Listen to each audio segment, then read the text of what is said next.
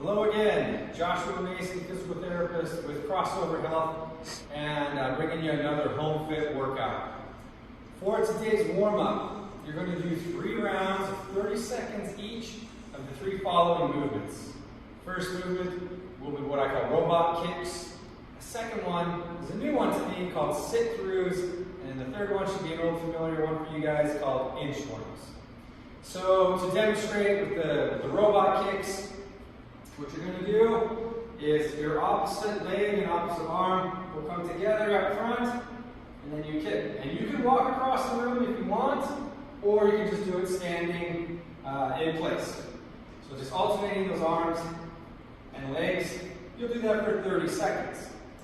Then you'll do your sit-throughs. So to do a sit-through, you're in a push-up position or a plank position, and then it's kind of a kick through with your leg, and then your arm goes into the air.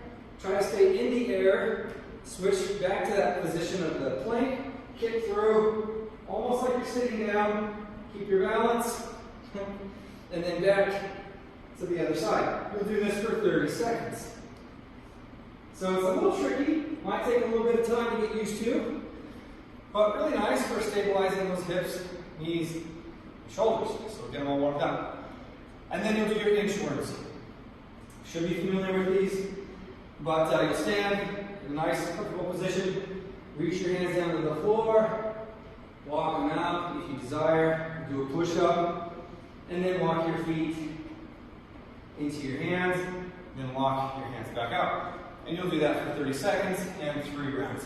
Again, this is another full body movement, just to get the heart rate up, get the blood flowing, those muscles warm, and get those joints all limbered up. So enjoy that warm up, and I'll see you for the workout. All right, I hope you enjoyed that warm up. For today, a new set of type of exercise. They're called Tabatas. If you're not familiar with what a Tabata is, it's an interval workout. The interval scheme is set up as 20 seconds of work to 10 seconds of rest. So you'll need a timer that can run that interval. A Tabata interval is that rep scheme of 20 seconds on, 10 seconds off, but 8 rounds of the same movement. So it's intended to cause a really rapid increase of blood flow to a very specific set of muscles and a very specific movement. And so for today's workout, your 4 movements are going to be overhead presses, biceps curls, sit-ups, and air squats. You can add some weight to the air squats if you desire, but trust me, you're going to be burning pretty good by the time you finish. In between each movement, meaning your 8 rounds, in this case of your overhead presses, you've done all 8 rounds with 20 seconds on and 10 seconds off. You'll take 1 minute rest, and then you'll do your 8 rounds of curls, 1 minute rest, 8 rounds of sit-ups, 1 minute rest, and then your 8 rounds of squats, and then you're done. So it's actually about a 20-minute workout broken into sort of 4-minute sets of 20 seconds on and 10 seconds off. So I'm going to demonstrate that for you here in just a moment. Okay, so I've got my phone out, and on here I set it up to do the 8 rounds of 20 seconds on and 10 seconds off intervals. So when it's done, then you'll know you can take a minute rest. So I'm just going to demonstrate a couple of rounds. When you do this, you want a light weight. So I just have a couple of 5-pound dumbbells. You might want to go 10s. If you're going above that for these overhead presses or biceps curls, you're going to hate life. You'll get a great workout, but you might find yourself wishing you chose a lighter weight. So have a couple different weights around. So I'm just going to push start on this timer, and then we will go. Hopefully you can hear it. 10-second countdown.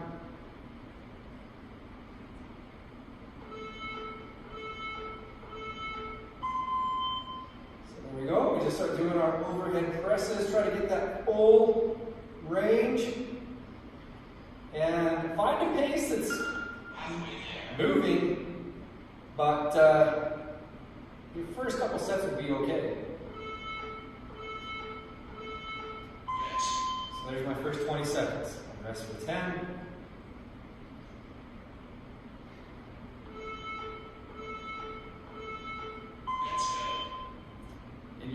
of cycle through this. First 2 or 3 sets usually don't feel that bad. And then you get that pump into those muscles and start pushing it out lighter weight.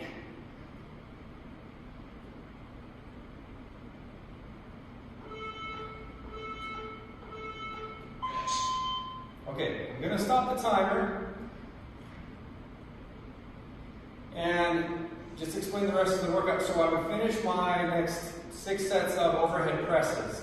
Then I would go into curls, and it's just a biceps curl.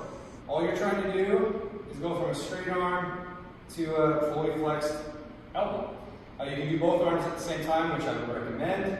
If you don't have dumbbells, a gallon of milk, a gallon of water, or even a bag with a couple of books in there. Try to keep the weight the same on both sides, and just find something heavy that's consistent on for both arms, and then you just follow the same pattern through the curls.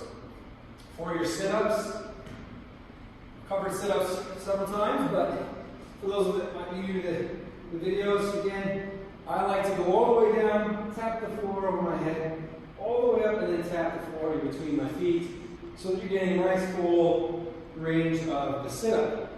You're going to want to move quickly with these, but again, you have to pace yourself. Variations could be just doing a crunch, get your shoulder blades from the floor, off the floor, and back down. Put your hands behind your ears, not behind your neck. No one's going to pull on their ears, but if you put behind your neck, people tend to pull and tug on their head. So put them behind your ears and get those crunches. You could also just bring your legs up and drop those down. Keep those shoulder blades off the floor. So this is a reverse crunch. You're just trying to work those abs. And then for squats, make sure you're in a nice good alignment with your feet and knees. So we don't want to have your feet too far externally rotated that pushes you into a compromised position with your knees. So keep your feet either straight forward or 10, maybe 15 degrees rotated. And then as you squat, push those knees apart and get nice depth. Try to get your hips below your knees. And you'll do that for 20 seconds on, 10 seconds off. This is a fantastic workout with a lot of isolation. You're definitely going to feel it during the workout, towards those later rounds, and then the next day you're going to feel that nice burn, that muscle soreness. I'm telling you, you did a good workout. So enjoy this one, and we'll see you next time.